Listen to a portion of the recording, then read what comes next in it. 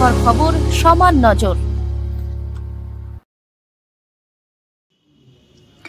সমগ্র উত্তরবঙ্গে প্রাকৃতিক দুর্যোগ বিধ্বস্ত এলাকা পরিদর্শনে গিয়ে সাংসদ খগেন মুর্মু ও বিধায়ক শঙ্কর ঘোষ তৃণমূলের হারমাত বাহিনী দ্বারা প্রাণঘাতী হামলা এরই প্রতিবাদে আজ সারা রাজ্য বিজেপি প্রতিবাদে বিক্ষোভ সোচ্চার। শহর কলকাতায় বিজেপির পক্ষ থেকে বিজেপির রাজ্য দপ্তর থেকে প্রতিবাদী মিছিল কলেজ স্কোয়ার পর্যন্ত এবং কলেজ স্কোয়ারের রাস্তা অবরুদ্ধ করে মুখ্যমন্ত্রীর কুশপুতলিকা জ্বালিয়ে টায়ার জ্বালিয়ে প্রতিবাদ করেন।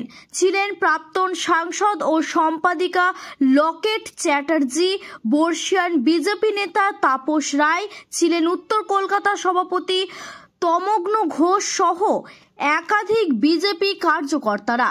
প্রায় 1 ঘন্টার ওপর রাস্তা অবরুদ্ধ করে রাখে। বিশাল যানজটের সৃষ্টি হয় কলেজ স্কোয়ার সহ শিয়ালদা হাওড়াগামী বাস রুটে।